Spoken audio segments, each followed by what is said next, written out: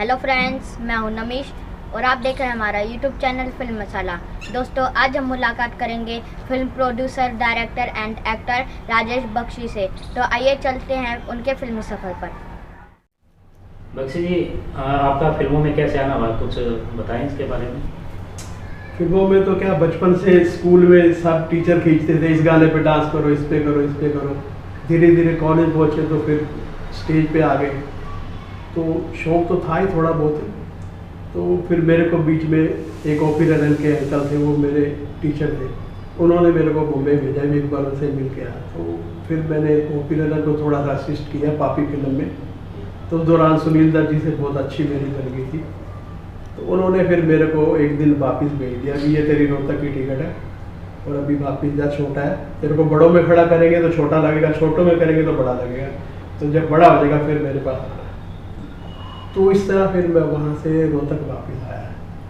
तो यहाँ फिर काफ़ी लोग जो लगे हुए थे बहुरानी की तैयारी में, तो वो आए कि आप पार्टनर बन हुई है वो है। तो फिर उनके साथ पार्टनरशिप करके 40 पार्टनर थे उसमें बहुरानी में, हरियाणवी फिल्म थी। तो इस तरह हरियाणवी फिल्म में बहुरानी बनी। उसके बाद फिर मैंने 82 में रिकॉर्डिंग शुरू की प्रेमी रामपुर की, जिसमें सतपाल पहलवान हीरो था, हिंद केसरी। तो वो फिल्म रिलीज़ की हमने 84-85 में। उसके बाद फिर 90 में बनाई प्यारा भरतार। तो वो किसी कारण लिटिगेशन में रिलीज़ नहीं हो पाई, फिल्म कंप्लीट थी। तो इस तरह करके फिर बीच में कुछ साल गैप रहा। तो उसके बाद फिर कई फिल्में मेरे को एज ए विलन मिली, तो करता गया मैं। बीच में फिर सीरियल आ गए, युग सीरियल किया, झूठा सच किया, चश्मे बदल किया। फिर उसके बाद मैंने बनाई 2001 के आसपास थी फिल्म, डायरेक्ट की थी मैंने, प्रोड्यूसर उसमें था जो इंडिया का सबसे बड़ा स्पाई था, मोहनलाल भास्कर, जो पाकिस्तान में, जिसकी 11 भाषा में बुक छपी हुई है, वो प्रोड्यूसर था। तो वो डायरेक्ट की मैंने उसमें। तो उसके बाद फिर मैंने की आखिरी इंतकाम बनाई, वो भी हिंदी थी। फिर रोहतक आके मैंने बनाई 2007 में हरियाणवी टेली फिल्म थी, 1.25 घंटे की, कन्यादान, वो की। तो इस तरह फिर मेरा सिलसिला चलता गया, फिल्में बहुत मिली। तो दोस्तों की वजह से मैं कभी किसी काम नहीं मांगा, ना मैंने कोई मैनेजर रखा। तो जैसे अतिथि तुम कर जाओगे, आक्रोश थी, बिट्टू बॉस थी, देसी कट्टे थी, जिला गाजियाबाद थी, इस तरह 25-30 के बीच में फिल्में मेरे को याद भी नहीं कितनी है। बख्शी जी, आपने एक फिल्म प्रोड्यूस की थी, वीरे की वेडिंग। हाँ जी। ये फिल्म पूरे नेशनल लेवल पे बड़ी हिट हुई और इसकी विशेष बात ये रही कि इसी टाइटल को लेकर आपकी फिल्म स्टार अनिल कपूर के साथ भी काफ़ी खींचातानी रही। और ये कमाल की बात थी कि आपने अपने अकेले के दमखम पर बॉलीवुड में जो अपनी जगह बनाई है, इतने बड़े गैंग के साथ, समझ लीजिए गैंग ही कहा जाए, जो बड़ा ग्रुप है, उनके साथ आपने लड़ाई लड़ी और आखिर में आपने जीत भी हासिल की। तो ये जो विवाद हुआ टाइटल को लेकर, उसके बारे में कुछ प्रकाश डालें। उसमें क्या था, हमारी जो संस्था है इंडिया की सबसे बड़ी, इम्पा जी, तो उसमें मैंने टाइटल रजिस्टर्ड कराया था पहले, वीरे दी वेडिंग। तो फिर वो लोग कहने लगे एक दिन, यार ये वीरे दी जो थोड़ा पंजाबी लग रहा है, तो आप एक और करा लो, वीरे की भी करा लो। तो मैंने वो भी करा के रख दिया।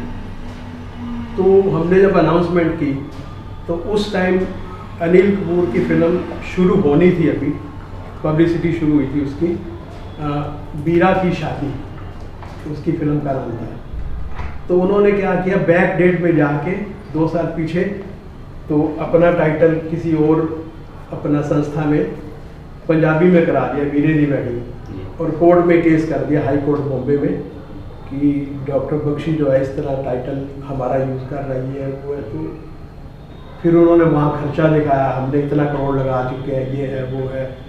तो उन्होंने गेम क्या खेली कि जिस दिन हियरिंग थी सुबह कोर्ट में 10 बजे, और वहाँ से जो समन निकलता है या नोटिस निकलता है, क्या बोलते हैं उसको, तो वो निकल गया, तो वो हमारे तक नहीं पहुँचा, वो दबा लिया, किस तरह दबा मेरे को नहीं मालूम।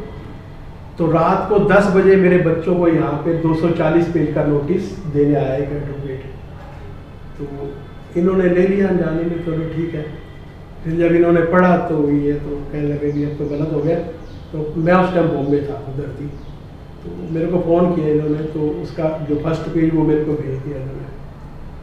तो अब रात को मैं 1 बजे बॉम्बे में वकील ढूंढ रहा था, तो जो वकील सुने हंसे के यार सुबह अपियर होना है तो आपको रात को हम क्या तैयारी करेंगे। करते करते फिर मेरा एक दोस्त था, उसने कहा भी एक वकील मैं मिलाता हूँ तो वो करेगा। तो गए हम उसके पास, वहाँ से 20-25 किलोमीटर दूर था। तो उसके घर पहुँचे तो वो मिला नहीं। उसने अंदर से जैसे बेल डोर बेल से ही बात की, बिल्डिंग के बाहर से ही कि आप इसको मैं नौकर भेज रहा हूँ, बाहर पेमेंट दे दो और सुबह में आ जाऊँगा। तो उसका जो पेज आपके पास है वो भी दे दो। दे दिया हमने। तो दूसरे दिन सुबह कोर्ट खचाखच भरा हुआ था, जितना भी कोर्ट के वकील थे सारे, मतलब उस हॉल में जो कोर्ट रूम था खचाखच भरा हुआ, मेरे अंदर जाने की भी जगह नहीं थी। और वो लोग, उसके 8 वकील आए जो बॉम्बे में सबसे बड़ा माना जाता है नायक एंड नाइट कंपनी। वो लोग 8 वकील और बुक्स लेके आए, उनके कम से कम 5-6 बैग भर भर के इम्प्रेशन के लिए। तो मैं वेट कर रहा था भी हमारा वकील कब आएगा, मैंने देखा भी नहीं उसको अभी। तो 10 के जब शेयरिंग स्टार्ट होने लगी तो एक लड़का था 22 साल का अंदर आया, तो मिला बख्शी मैंने तो स्टार्ट की उसने। अब मैं सोचूं यार ये बच्चा था क्या करेगा इसमें, तो मैं, वो लोग तो उससे बहस कर रहे थे, उसके वकील सारे उसको ही ऐसे करके भी ये मेरे को आज ही इसका फैसला चाहिए, ये है वो है, हमारा इतना खर्चा हो गया। अब जज बहुत ईमानदार था, सबसे मैंने सुना था बहुत फैसला सही देगा ये। तो जब हमारे वकील की बारी आई उसने कुछ नहीं कहा, ना कोई उसको दिया। उसने कहा भी देखो सर, 2 फिल्में रिलीज हुई थी 1937 में एक ही टाइटल की, ये पेज नंबर इतना रेफरेंस बुक में है, और उसके बाद 1948 के आसपास 2 फिल्में रिलीज हुई एक ही टाइटल की, ये पेज नंबर इतना है, तो अब आप देख लो। तो जज ने रेफरेंस देखा तो उनका रिजेक्ट कर दिया। अब रिजेक्ट करने के बाद फिर वो लोग मंदे बढ़ गए भी आप थोड़ा ना बाद में हमारे को डिसीजन दे देना। जज ने कहा अभी आप मांग रहे थे कि आज ही चाहिए, तो मैं आज ही दूंगा तुम्हारा डिसमिस केस। फिर कहने लगे नहीं सर, अनिलपुर की रेपुटेशन का सवाल है। उसने कहा ये डॉक्टर फिल्म बना के बैठा और आपने अभी शुरू करनी है, तो ये बिना रेपुटेशन के है जो बना के बैठा हुआ है। तो फिर कहने लगे सर थोड़ा सोच लो, फैसला बाद में दे। सर कहा नहीं, फैसला आज ही देंगे आपको, और ये आपका फैसला कि आपका ये डिसमिस किया गया। तो कोर्ट से बाहर आए हम, वो लोग आधा घंटा तक कोई बाहर नहीं आया, बाहर मीडिया खड़ा हुआ। फिर मीडिया सारा मेरे पीछे लग गया सवाल जवाब पूछने, आज तक ये वो NDTV इंडिया सभी आ गए। तो सवाल जवाब चलते रहे। उसके 1 महीने बाद दोबारा फिर केस कर दिया, उसको अपील कर दी। मेरे को डबल बेंच का फैसला चाहिए, ये मंजूर किया। तो डबल बेंच कोर्ट बैठी, तो मैंने कॉपीराइट करवा रखा था, जैसे ही टाइटल रजिस्टर किया मैंने कोर्ट में करवा लिया था। तो जज ने देखते ही कहा भी आपका उनको डिसमिस, 2 बार डिसमिस हुआ आपका। फिर ये फैक्ट चला सुप्रीम कोर्ट तक केस गया। तो इन बिटवीन फिर मैंने रोहतक से सभी पे कर दिया, अनिलपुर ये वो जितने भी, उसकी फाइनेंसर भी बहुत बड़ी थी, एकता को जानते हो गया, वो फाइनेंसर थी। तो फिर उनको लगा भी अब रोहतक में तो फंसेंगे जाके अब नहीं। इन बिटवीन फिर उसके एक दिन रात को एक वकील और एक बहुत मोटा ताजा बदमाश लग रहा था, काला था, वो आए मेरे घर पे। तो मेरे कुक ने दरवाज़ा खोल दिया, 10-11 का टाइम था। तो पेशेंट सोच के खोला तो कहने लगे भी हम तो अनिलपुर के वहाँ से आए हैं, तो आप केस वापस ले लो। तो बहुत खतरनाक है, ये है, वो करेगा, ये करेगा, वो करेगा, जिद्दी है, छोड़ेगा। तो फिर मैंने अपना उसको हरियाणवी संगीत सुनाया थोड़ा सा, तो दोनों लू भागे ना, फिर पता नहीं चले कहाँ गए वो। तो दूसरे दिन फिर पूरा प्रिंट मीडिया मेरे पास आ गया भी अनिलपुर को आपने धमकी दी है। अरे मैं तो भगत हूँ अनिलपुर का, मैं क्यों धमकी दूंगा, मैं तो उसकी बेटी जो है उसका भी भगत हूँ, फैन हूँ, बड़ी अच्छी एक्टिंग करती है। तो मैंने कोई धमकी नहीं दी। तो फिर वो कहना कि आगे क्या जाएगा, किस कोर्ट तक। मैं कहा अब जो केस उसने लड़ना शुरू किया मैंने तो किया नहीं, अब वो वर्ल्ड की कोई कोर्ट होगी वहाँ भी चला जाएगा तो भी मैं लड़ूंगा। तो पूरी इंडस्ट्री को पता था भी हरियाणा से एक बंदा आया हुआ जिसने सबके नाम में दम लिया हुआ है। तो इस तरह भी करके फिर फिल्म रिलीज के टाइम इन्होंने क्या किया, नेपोटिज्म तो तब से चल ही रहा है बहुत, ये सारे ग्रुप एक हो गए और हर थिएटर जो हमने बुक किए थे वहाँ तक गए ये लोग भी ये फिल्म मत लगाओ। वो फिल्म लेके मैं जिस चैनल पे जाऊँ तो वहाँ पे भी पता चले कि वो मैडम का फोन आ गया था, फिल्म आपकी यहाँ कोई नहीं लेगा। मतलब इतना इन्होंने किया, 2 साल तक फिल्म पड़ी हुई, रिलीज तो कर दी थिएटर में हमने, तो इंटरनेट पे ये वो सब जो उसका वो फिर 1.5-2 साल बाद की मैंने वो फिल्म अभी आई, नेटफ्लिक्स पे आई, अमेजोन पे आई, शारो पे आई, टाटा स्काई कई जगह आ चुकी है, अभी तो आ भी रही है अभी। तो इस तरह करके नेपोटिज्म का शिकार तो मैं फिर भी हुआ, वहाँ पे भी हुआ, पर अब सारा इंडस्ट्री बोलती थी विपक्षी अब दोबारा फिल्म नहीं बनाएगा कभी।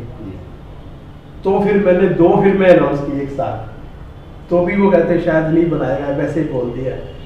तो अब मेरी बेलापंथी शूटिंग कंप्लीट हो चुकी है जो भी मैंने बनाई है। तो उसमें लड़के 4 हैं और जॉबलेस बॉयज़, वो कुछ अच्छा करते हैं, हर बार उनके साथ बुरा हो जाता है।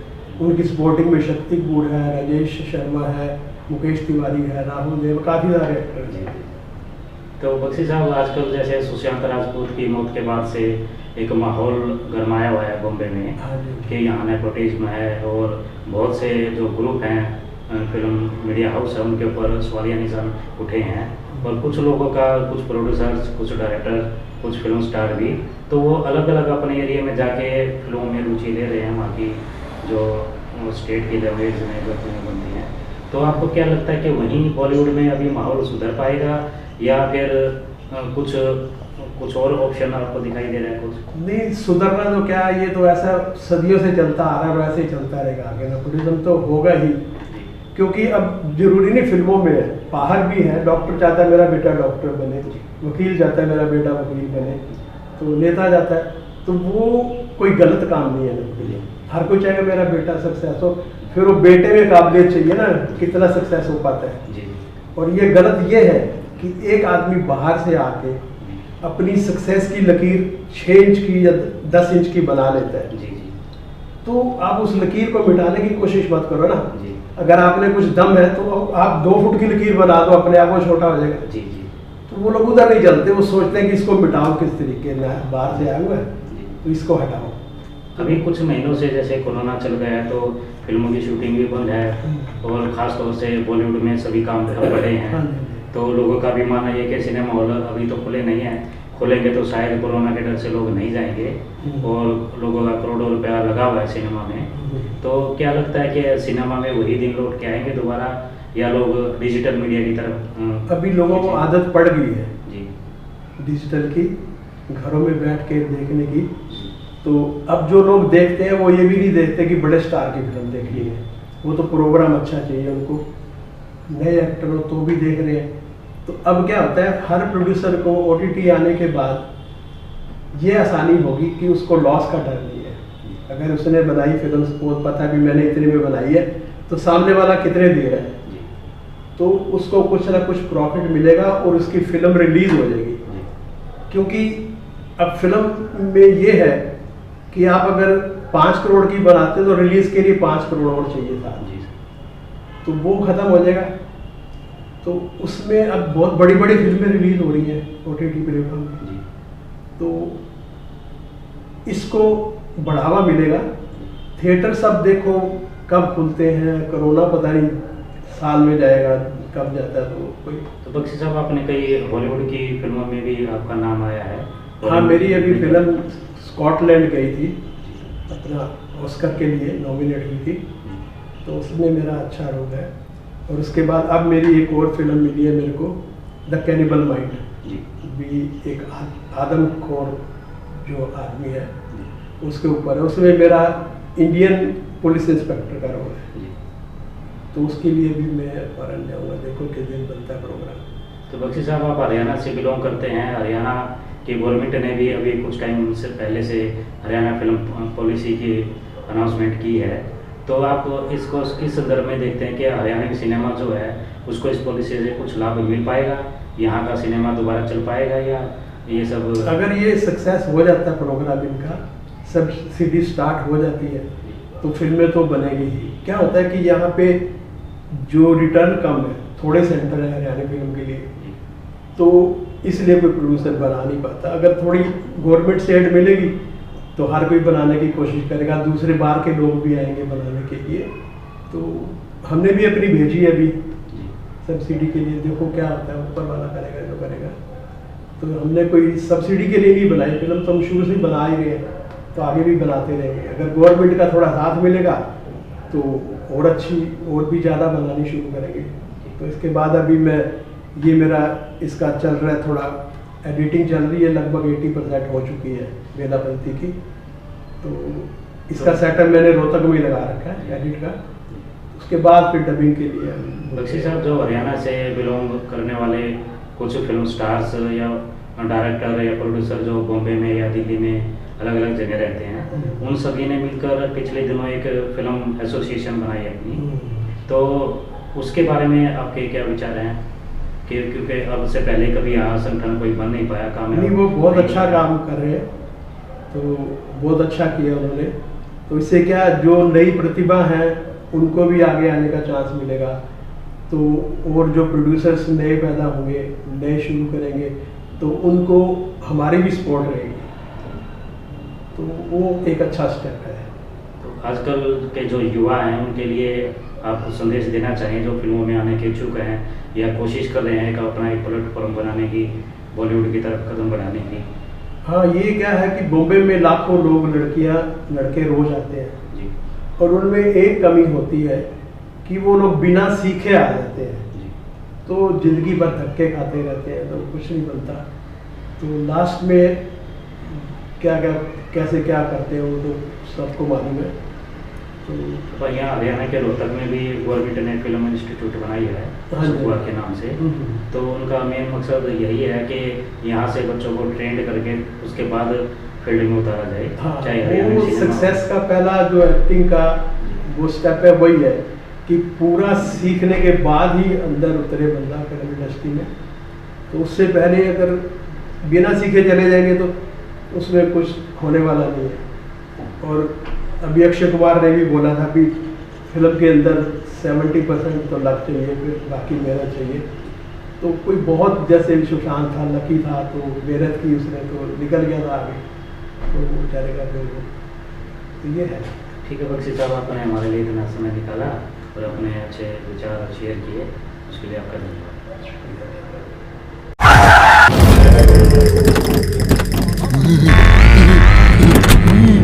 अल्लाह तेरा आज बढ़ाऊंगा लल्ला, इतना ढूंढ के ला। अबे मामा, अबे वहाँ भांजा पिट रहा है, तू कहाँ जा रहा है? तू भी पिट जाएगा। सुनो, आपको दही भल्ले पसंद है, आपके लिए लेकर आई। अच्छा मामा, ये भल्ला के दही भल्ले खा ले। अच्छा सिर्फ भल्ले खा ले। अच्छा सिर्फ दही खा ले। अबे यार। ओ मम्मी, ओ सत श्री अकाल। ओ क्या हो गया? ओ इधर क्या हो गया? हैं? क्या हो गया? हैं? तो चीखे क्यों मार रहे हो? ये कहाँ मुंह मार के आए हो? हैं? साफ करो इसको। ठीक हो? हाँ। Thank you. बस बस बस बस, बोला नहीं जा रहा। आपको बोलने की क्या जरूरत है मामा जी? तो दोस्तों, कैसा लगा आपको हमारा ये वीडियो? कमेंट करें, लाइक करें, शेयर करें और हाँ, सब्सक्राइब करना ना भूलें। जिन लोगों ने हमारे बाकी वीडियो नहीं देखे थे उनके लिए लिंक डिस्क्रिप्शन बॉक्स में दिया गया है, आप वहाँ से देख सकते हैं। नमस्कार।